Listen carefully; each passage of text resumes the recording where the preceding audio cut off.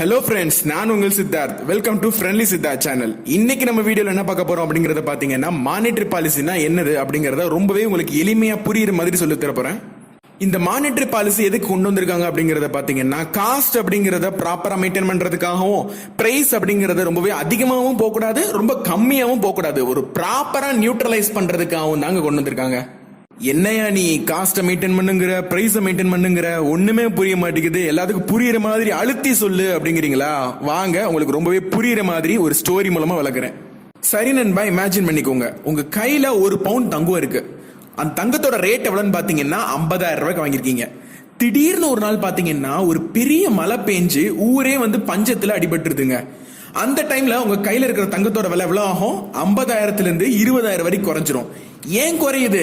மக்களுக்கு சாப்பிட்றதுக்கே வழி இல்ல. அப்புறம் எப்படி அவங்க தங்கம் வாங்குவாங்க? எல்லாரும் என்ன நினைப்பாங்க? தான் கையில இருக்கிற தங்கத்தை வித்து அதன் மூலமா சாப்பாடு வாங்கணும் தான் நினைப்பாங்களே தவிர்த்து யாருமே தங்கம் வாங்கணும்னு நினைக்க மாட்டாங்க. சோ இதனால என்ன ஆகுதுன்னா, எல்லாருமே தங்கத்தை விற்க முன் வர்றதுனால ஆட்டோமேட்டிக்கா அந்த தங்கத்தோட விலை குறையுதுங்க. இது பேரு தான் டீஃப்ளேஷன் அப்படின்னு சொல்லுவாங்க. அடுத்த கதையை கேளுங்க. திடீர்னு பிசினஸ் எல்லாம் நல்லா டெவலப் ஆகி பணப்பழக்கம் அப்படிங்கிறது மக்கள் கிட்ட ரொம்பவே அதிகமாயிருதுங்க. இதனால ஒரு பவுண்ட் தங்கம் 50,000 இருந்தது 70,000 கூடிருதுங்க. இதை தான் இன்ஃபிளேஷன் அப்படின்னு சொல்லுவாங்க. இப்போ உங்களுக்கு இன்ஃபிளேஷன் என்ன, டீஃப்ளேஷன் என்ன அப்படிங்கிறதுக்கான கான்செப்ட் புரிஞ்சிருக்கும்னு நினைக்கிறேன். பணப்பழக்கம் அப்படிங்கிறது ரொம்ப அதிகமானாலும் பிரச்சனை, பணப்பழக்கம் அப்படிங்கிறது ரொம்ப கம்மியானாலும் பிரச்சனைங்க. சோ இதை நார்மலா மெயின்டைன் பண்ண வேண்டாமா? 50,000 ரூபாய் ஒரு பவுண்ட் தங்கம் இருந்துச்சுன்னா 50,000 மெயின்டைன் பண்ண வேண்டாமா? அதுக்காக யூஸ் பண்ணப்பட்ட பாலிசி தான் இந்த மானிட்டரி பாலிசி. இந்த பாலிசி எல்லாம் யாரு மெயின்டைன் பண்ணிட்டு இருக்கா அப்படிங்கறத யோசித்தோம்னா, கவர்மெண்ட் மட்டும் மெயின்டைன் பண்ணலங்க. கவர்மெண்ட் கூட சேர்ந்து ஆர்பிஐ, அதாவது ரிசர்வ் பேங்க் ஆஃப் இந்தியாவும் இந்த மானிட்டரி பாலிசியை பாத்துக்கிட்டு இருக்காங்க. இதெல்லாம் பார்த்துட்டு government and Reserve Bank of India ரெண்டு பேரும் சேர்ந்து ஒரு கமிட்டி ஆரம்பிக்கிறாங்க. அது என்ன கமிட்டி அப்படிங்கறத பாத்தீங்கன்னா, த மானிட்டரி பாலிசி கமிட்டி. அந்த கமிட்டியில மொத்தம் 6 பேர் இருப்பாங்க. அந்த 6 பேர்ல 3 பேரு ஆர்பிஐ சேர்ந்தவங்களா இருப்பாங்க, மீதி 3 பேரு கவர்மெண்ட் ஆஃப் இந்தியாவை சேர்ந்தவங்களா இருப்பாங்க. இனிமேல நான் மானிட்டரி பாலிசினா என்ன அப்படிங்கறத எக்ஸ்பிளைன் பண்ணேன்னா உங்களுக்கு ரொம்பவே ஈஸியா புரிஞ்சிருங்க. மானிட்டரி பாலிசி அப்படிங்கறத பாத்தீங்கன்னா 2 பிரிக்கிறாங்க. ஒன்னு குவான்டிடேட்டிவ் இன்ஸ்ட்ருமெண்ட் அப்படிங்கறதாவும், இன்னொன்னு குவாலிட்டேட்டிவ் இன்ஸ்ட்ருமெண்ட் அப்படிங்கறதாவும் பிரிக்கிறாங்க. அந்த குவான்டிடேட்டிவ் இன்ஸ்ட்ருமெண்ட்ல பாத்தீங்கன்னா 6 இம்பார்ட்டன்ட் இன்ஸ்ட்ருமெண்ட் இருக்குங்க. அந்த இன்ஸ்ட்ருமெண்ட்ஸ் மூலமா தான் நம்ம நாட்டுல இருக்கிற இன்ஃபிளேஷன் அண்ட் டீஃப்ளேஷனை கண்ட்ரோல் பண்றாங்க. அடுத்த ஒரு இம்பார்ட்டன்ட் கொஸ்டின், இந்தியால இருக்கிற பணத்தை எல்லாத்தையும் யாரு மெயின்டைன் பண்றா அப்படிங்கறத கேட்டீங்கன்னா, ரிசர்வ் பேங்க் ஆஃப் இந்தியா தான் மெயின்டைன் பண்றாங்க அப்படிங்கறத சொல்லணும். அதுக்கு அடுத்ததா எப்படி மெயின்டைன் பண்றாங்க அப்படிங்கறத பாத்தீங்கன்னா, தமிழ்நாடுன்னு எடுத்துக்கோங்களேங்க. அதுல இத்தனை லட்சம் கோடி ரூபா தான் அந்த தமிழ்நாட்டுக்குள்ள இருக்கணும், பயன்படுத்தணும், புழங்கணும் அப்படின்னு இருந்துச்சுன்னா அத்தனை லட்சம் கோடி தாங்க இருக்கணும். அதை தாண்டியும் போகனாலும் பிரச்சனை, அது கம்மியா போனாலும் பிரச்சனை. சோ இது எல்லாத்தையும் எப்படி Reserve Bank of India maintain பண்றாங்க அப்படிங்கறத இந்த 6 குவான்டிடேட்டிவ் இன்ஸ்ட்ருமெண்ட்ஸ் மூலமா தாங்க செயல்படுத்துறாங்க. அது என்னென்ன அப்படிங்கறத உங்களுக்கு ஒன்னொன்னு எக்ஸ்பிளைன் பண்றாங்க. முதல் இன்ஸ்ட்ருமெண்டான ரெப்போ ரேட்னா என்ன அப்படிங்கறத பாத்துருவாங்க. Bank borrows money from RBI for a short period of time அப்படின்னு கொடுத்துருக்காங்க. அப்படின்னா வேற ஒண்ணுமே இல்லைங்க.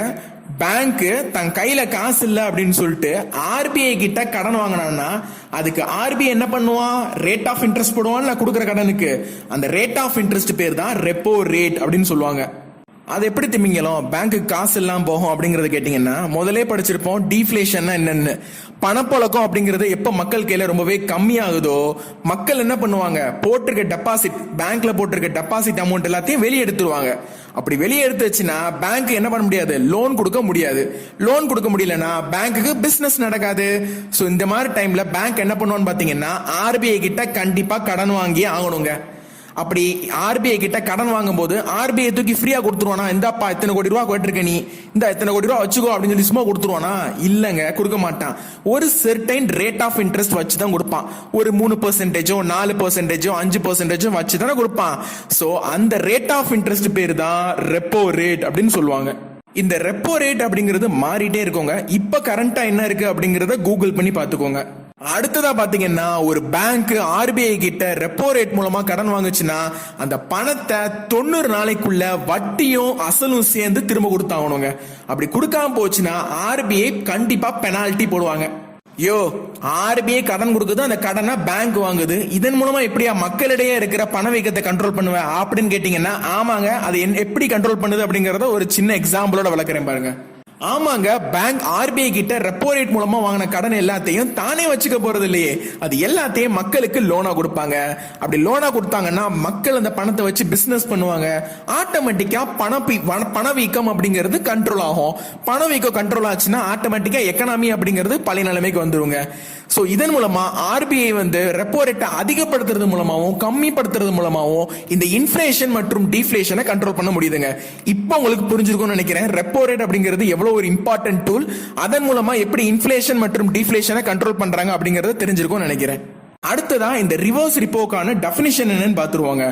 RBI borrows money from the bank, அதாவது Reserve Bank of India Bank கிட்ட இருந்து கடன் வாங்குச்சுன்னா அது ரிவர்ஸ் ரிப்போ ரேட் அப்படின்னு சொல்றாங்க. இது ஏன் ஆர்பிஐ வந்து பேங்க் இருந்து கடன் வாங்குறாங்க அப்படிங்கறத பாத்தீங்கன்னா, எப்ப மக்கள் கிட்ட காசு அப்படிங்கிறது ரொம்பவே அதிகமாகுதோ, பணப்பழக்கம் அப்படிங்கிறது ரொம்ப அதிகமாகுதோ, பேங்க் கிட்டையும் ஆட்டோமேட்டிக்கா பணப்பழக்கம் அப்படிங்கிறது இன்க்ரீஸ் ஆகுங்க. ஏன் அப்படி ஆகுதுன்னு பாத்தீங்கன்னா, மக்கள் கையில இருக்கிற காசு அதிகமா இருந்துச்சுன்னா அதெல்லாம் என்ன பண்ணுவாங்க, பேங்க்ல வந்து பிக்ஸ்டு டெபாசிட்டாவோ இல்ல ரெக்கரிங் டெபாசிட்டாவோ போட்டு வைப்பாங்க. சோ அப்போ பேங்க் கிட்ட பணப்பழக்கம் அப்படிங்கிறது ரொம்ப அதிகமா இருக்குங்க.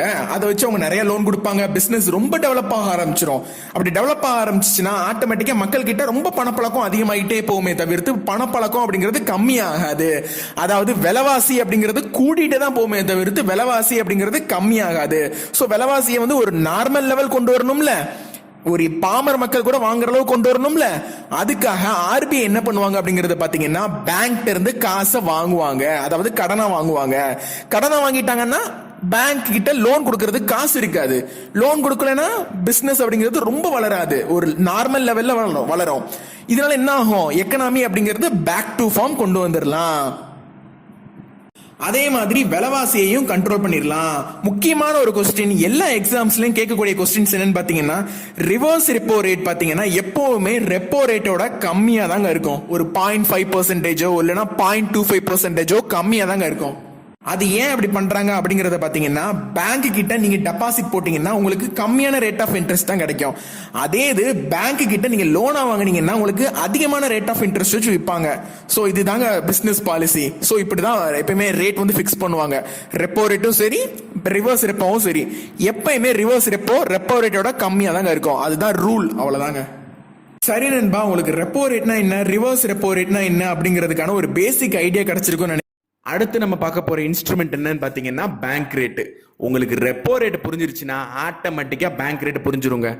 ரெப்போ ரேட்டை பொறுத்தளவு பாத்தீங்கன்னா, ஆர்பிஐ நான் கொடுத்த கடனை 90 நாளைக்குள்ள திருப்பி தாடா அப்படின்னு கேட்டான்னா அது ரெப்போ ரேட்டு. ஆர்பிஐ நான் கொடுத்த கடனை 1 வருஷத்துக்குள்ள திருப்பி தாடா அப்படின்னு சொல்லிட்டு நாளை எக்ஸ்டெண்ட் பண்ணி கேட்டான்னா அது பேங்க் ரேட்டுங்க. அவ்வளவுதான். சிம்பிளா சொல்லணும்னா ரெப்போ ரேட் அப்படிங்கிறது short term loan given by RBI. அது இது பேங்க் ரேட் அப்படிங்கறது எடுத்துக்கிட்டீங்கன்னா long term loan given by RBI. அவ்வளவுதாங்க நண்பா. அடுத்து நம்ம பார்க்க போறது என்னன்னு பாத்தீங்கன்னா, லிக்விடிட்டி அட்ஜஸ்ட்மெண்ட் ஃபெசிலிட்டி. இது வேற ஒண்ணுமே இல்லைங்க, கால்குலேஷனுக்கு யூஸ் பண்ணுவாங்க, அவ்வளவுதான். இதுக்கு ஃபார்முலா கொடுத்துருக்காங்க. அது என்ன ஃபார்முலா அப்படிங்கறத பாத்தீங்கன்னா, repo rate minus reverse repo rate is equal to liquidity adjustment facility. வேற ஒண்ணுமே இல்லைங்க. ரெப்போ ரேட் ஏன் ஃபர்ஸ்ட் கொடுக்குறாங்க, ரெப்போ ரேட் தான் எப்போயுமே ரிவர்ஸ் ரெப்போ ரேட்டோட அதிகமா இருக்கும். Minus reverse repo rate equal to 2 minus பண்ணி என்ன கிடைக்கும், அதுக்கான டிஃபரன்ஸ் கிடைக்குமா, அதுதான் வந்து லிக்விடிட்டி அட்ஜஸ்ட்மெண்ட் ஃபெசிலிட்டி அப்படின்னு சொல்லுவாங்க. இது எதுக்கு யூஸ் பண்றாங்க அப்படிங்கறத பாத்தீங்கன்னா, கால்குலேஷனுக்கு. ஒரு நாட்டில் எவ்வளவு தூரம் வந்து நம்மளுக்கு பணப்பழக்கம் அப்படிங்கிறது இருக்கு, மக்கள் கிட்ட எவ்வளவு தூரம் பணம் போய் சேர்ந்து இருக்கு அப்படிங்கிறதுக்கான ஒரு கால்குலேஷன் போடுறதுக்கு லிக்விடிட்டி அட்ஜஸ்ட்மெண்ட் ஃபெசிலிட்டி யூஸ் பண்ணுவாங்க. ஆனா நீங்க நான் வச்சுக்கிறது ஒரு ஃபார்முலா நான் வச்சுக்கிட்டா போதும். Repo rate minus reverse repo rate is equal to liquidity adjustment facility. முடிஞ்சுங்க, ரொம்பவே ஈஸியானது. அதுக்கு அடுத்து என்ன பார்க்க போறோம் அப்படிங்கறத பாத்தீங்கன்னா, அடுத்து பாத்தீங்கன்னா மார்ஜினல் ஸ்டாண்டிங் ஃபெசிலிட்டிங்க. இது ரொம்பவே ஈஸியானதுங்க. ஒரு சின்ன ஸ்டோரி மூலமா உங்களுக்கு எக்ஸ்பிளைன் பண்றேன், ரொம்பவே ஈஸியா புரிஞ்சிரும் பாருங்க. நான் வந்து ஒரு பேங்க்ல மேனேஜரா ஒர்க் பண்ணிட்டு இருக்கேங்க. திடீர்னு ஒரு நாள் பாத்தீங்கன்னா ஒரு பெரிய கிளைண்ட் வர்றாரு என் பேங்க்குக்கு. சார், எனக்கு 100 கோடி ரூபா லோன் வேணும், நான் பிசினஸ் ஆரம்பிக்க போறேன், அதுக்கேற்ற மாதிரியான எல்லா டாக்குமெண்ட்ஸும் உங்களுக்கு சப்மிட் பண்ணிடுறேன். நீ அதெல்லாம் செக் பண்ணி பாக்குறீங்க. உடனே என்னடா 100 கோடி ரூபா கேட்கிறாரு, என்ன மாதிரி பிசினஸ் பண்ண போறாரு அப்படின்னு சொல்லிட்டு எல்லாத்தையும் செக் பண்ணி பாக்குறீங்க. டாக்குமெண்ட்ஸ்லாம் பெர்ஃபெக்ட்டா இருக்குங்க, வேற லெவல்ல இருக்கு. ஸோ நீ என்ன பண்ண, அந்த அந்நேரம் பார்த்து உங்க பேங்க்ல அவர் கொடுக்கணும், அந்த 100 கோடி ரூபா கேட்கிறாருல, அந்த கொடுக்கறதுக்கான அமௌண்ட் இல்லை. ஸோ நீங்க என்ன பண்ணுவீங்க, அவர் கொடுத்தாதான் உங்க பிசினஸ், உங்களோட பேங்கிங் பிசினஸ் அப்படிங்கிறது வளரும். ஸோ இந்த மாதிரி டைம்ல நீங்க என்ன பண்ணுவீங்க, வேற வழியே இல்லைங்க, ஆர்பிஐ கிட்ட கடன் வாங்கணுங்க. ஸோ அப்போ ஆர்பிஐ என்ன பண்ணுவான், ஃப்ரீயாக தூக்கி கொடுத்துருவானோ லோன் உங்களுக்கு, கொடுக்க மாட்டான், பணம் கொடுக்க மாட்டான். ₹1 கேட்டால் அப்படியே சார்ஜ் போடுவான்ல, ஒரு செர்டைன் ரேட் ஆஃப் இன்ட்ரெஸ்ட் போடுவான்ல, அந்த ரேட் ஆஃப் இன்ட்ரெஸ்ட் தான் என்ன சொல்லுவாங்கன்னு பார்த்தீங்கன்னா மார்ஜினல் ஸ்டாண்டிங் ஃபெசிலிட்டி அப்படின்னு சொல்லுவாங்கங்க. ஸோ இது இன்னொரு விதமாகவும் சொல்லுவாங்க. அது என்னன்னு பார்த்தீங்கன்னா இட்ஸ் ஓவர் நைட் லோன் அப்படிங்கிறதும் சொல்லுவாங்க. ஏன்னா கேட்ட அடுத்த நாளே டிரான்சாக்ட் பண்றானா ஆர்பிஐ உங்க பேங்க்குக்கு. ஸோ இதனால இது வந்து என்ன சொல்லுவாங்க பார்த்தீங்கன்னா ஓவர் நைட் லோன் அப்படிங்கிறதும் சொல்லுவாங்க. அடுத்த என்ன இன்ஸ்ட்ருமெண்ட் அப்படிங்கறத பாத்தீங்கன்னா கேஷ் ரிசர்வ் ரேஷியோங்க. இது வேற ஒண்ணுமே இல்லைங்க. நீங்க வந்து உங்க கஸ்டமருக்கு லோன் கொடுக்குறீங்க, அவன் திருப்பி தரலன்னு என்னங்க பண்றது? விஜய் மல்லையா மாதிரி ஆளுங்க இருக்க தானே செய்வாங்க நாட்டுல. திருப்பி தரலன்னு என்ன பண்றது? பேங்க்குக்கு பெரிய நட்டமாலாம் ஆயிரும். அந்த நட்டம் ஏற்படக்கூடாது. ரொம்ப ஒரு 10% நட்டம் இருந்துச்சுன்னா அட்லீஸ்ட் ஒரு 2%, ஒரு 3% குறைச்சா இருந்தாலும் அந்த பேங்க் கொஞ்சமாச்சும் ப்ராஃபிட்டா போக முடியும். அதனால என்ன பண்ணுவாங்கன்னா நீங்க ₹100 டெபாசிட் போடுறீங்கன்னா அதுல 2% இந்த கேஷ் ரிசர்வ் ரேஷியோல எடுத்து வச்சிருவாங்க. ஸோ இதனால என்ன ஆகுதுன்னா இந்த என்பிஏ அப்படின்னு சொல்லப்படுற நான் பெர்ஃபார்மிங் அசெட், வரா கடன் வந்து காப்பாற்றப்படுது அப்படிங்கறத சொல்றாங்க. இந்த கேஷ் ரிசர்வ் ரேஷியோ அப்படிங்கறத எதுல இருந்து எடுத்து வைப்பாங்க அப்படிங்கறத பாத்தீங்கன்னா net demand and time liability அப்படின்னு சொல்லுவாங்க. அதுல இருந்து எடுத்து வைப்பாங்க. அப்படின்னா வேற ஒண்ணுமே இல்லைங்க, நம்ம போடுறோம்ல டெபாசிட், அதுல இருந்து எடுத்து வைப்பாங்க, அவ்வளவுதாங்க. இப்போ இன்னொரு கேள்வி வருங்க, இந்த கேஷ் ரிசர்வ் ரேஷியோ அப்படிங்கறத பேங்க் தன்னோட லாக்கருக்குள்ளே மெயின்டைன் பண்ணிக்கலாமா அப்படின்னு கேட்டீங்கன்னா பண்ணக்கூடாதுங்க. ஆர்பிஐ கிட்ட மெயின்டைன் பண்ணி வைக்கணும். இதுக்கு அப்பனா ஆர்பிஐ கிட்ட நான் மெயின்டைன் பண்றேனே, அப்போ கேஷ் ரிசர்வ் ரேஷியோக்கு ஏதோ ஆர்பிஐ எனக்கு இன்ட்ரெஸ்ட் ரேட் கொடுப்பானு பாத்தீங்கன்னா இன்ட்ரெஸ்ட் ரேட்டும் தர மாட்டான். பட் ரொம்பவே இம்பார்ட்டன்டான விஷயம், இப்போ நீங்க கேஷ் ரிசர்வ் ரேஷியோவை ஆர்பிஐ கிட்ட நீங்க மெயின்டைன் பண்ணாம விட்டீங்கன்னா அவன் என்ன பண்ணுவான்னா பெரிய பெனால்ட்டி போட்டு விட்டுருவான் உங்களுக்கு பேங்க்கு. கடைசியா பாத்தீங்கன்னா ஸ்டாட்யூட்டரி லிக்விடிட்டி ரேஷியோ, அதாவது எஸ்எல்ஆர் அப்படின்னு சொல்லுவாங்க. அப்படின்னா வேற ஒண்ணுமே இல்லைங்க. இது என்ன பண்ணுவோம், இதுவும் என்ன பார்த்தீங்கன்னா ஆர்பிஐ கொடுத்துருவான், ஒரு செர்டைன் பெர்சன்டேஜ் கொடுத்துருவான், 19%, 18% அப்படின்னு கொடுத்துருவான். அந்த ரூபாவை எடுத்து நீங்க தனியா உங்க பேங்க் லாக்கர்ல ஒதுக்கிட்டே வரணும். அதை ரெகுலரா என்ன பண்ணுவான்னா ஆர்பிஐ மானிட்டர் பண்ணிட்டே இருப்பான், நீ கரெக்டா எடுத்து வைக்கிறீங்களா அப்படி இல்லையா அப்படிங்கறத. ஸோ இந்த எதுக்கு இப்படி எடுத்து வைக்கணும் அப்படிங்கறது கேட்டீங்கன்னா ஒரு அவசர சுச்சுவேஷன், பேங்க் அப்படிங்கிறது ஒரு பெரிய கடன்ல மாட்டிக்கிச்சு, அந்த மாதிரி டைம்ல இந்த ஸ்டாட்யூட்டரி லிக்விடிட்டி ரேஷியோ எடுத்து வச்சிருப்போம்ல, நம்ம ரூபாவை தனியா எடுத்து வச்சிருப்போம்ல, அதை வச்சு நம்மளோட பேங்கை ரன் பண்றதுக்காக ஆர்பிஐ கொண்டு வந்த ஒரு ஸ்கீம் தான் இந்த எஸ்எல்ஆர் அப்படின்னு சொல்லுவாங்க. ஸோ இது மட்டும் இல்லாம நீங்க காசா மட்டும்தான் எஸ்எல்ஆர் மெயின்டைன் பண்ணலாமா அப்படின்னு கேட்டீங்கன்னா இல்லைங்க, காசாவும் மெயின்டைன் பண்ணலாம். இல்லைன்னா அந்த பேங்கோடைய பத்திரங்கள், அதாவது அந்த பேங்க் வந்து ஒரு ப்ராப்பர்ட்டியா இருக்கலாம், இல்லைன்னா அந்த பேங்க் கையில இருக்கிற நகைகள்னா மீன்ஸ் தங்க கட்டிகளா இருக்கலாம், அது மூலமாவும் நீங்க ஸ்டாட்யூட்டரி லிக்விடிட்டி ரேஷியோ மெயின்டைன் பண்ணலாங்க. பட் 19% அப்படின்னு சொல்லிட்டு ஆர்பிஐ சொன்னான்னா கரெக்டா நீங்க 19% மெயின்டைன் பண்ணி தான் ஆகணுங்க. கேஷா மட்டும் இல்லைங்க, கேஷா இருக்கலாம், ப்ராப்பர்ட்டியா இருக்கலாம், இல்லைன்னா என்ன தங்க கட்டியா கூட இருக்கலாம். நண்பா, இப்போ நீங்க ரீசெண்டா எதுவும் எக்ஸாம்ஸ் எழுத போறீங்கன்னு பாத்தீங்கன்னா கேஷ் ரிசர்வ் ரேஷியோ எவ்வளவு இருக்கு, ஸ்டாட்யூட்டரி லிக்விடிட்டி ரேஷியோ எவ்வளவு இருக்கு, ரிப்போ ரேட் எவ்வளவு இருக்கு, ரிவர்ஸ் ரெப்போ ரேட் எவ்வளவு இருக்கு அப்படிங்கிற எல்லா விஷயத்தையும் கூகுள் பண்ணி பார்க்காம போகாதீங்க. பிகாஸ் ஏன் அப்படி சொல்றேன் அப்படின்னு பாத்தீங்கன்னா மானிட்டரி பாலிசி அப்படிங்கிறது 2 மாசத்துக்கு ஒன் டைம் மாறிக்கிட்டே இருக்கும். இதனாலவே மானிட்டரி பாலிசிக்கு என்ன பேர் இருக்குன்னு பாத்தீங்கன்னா பை மந்த்லி மானிட்டரி பாலிசி அப்படிங்கிற ஒரு இன்னொரு பேரும் இருக்குங்க. ஸோ மறக்காம எந்த மாசம் இந்த வீடியோ பாக்குறீங்களோ அதுக்கு ரிலேட்டடா என்ன பண்ணணும், நீங்க கூகுள்ல போய் செக் பண்ணிக்கோங்க. கேஷ் ரிசர்வ் ரேஷியோ எவ்வளோப்பா இருக்கு, ஸ்டாட்யூட்டரி லிக்விடிட்டி ரேஷியோ எவ்வளோப்பா இருக்கு அப்படின்னு சொல்லி செக் பண்ணி மெமரைஸ் பண்ணிட்டு அதுக்கு அடுத்த எக்ஸாம் போகும்.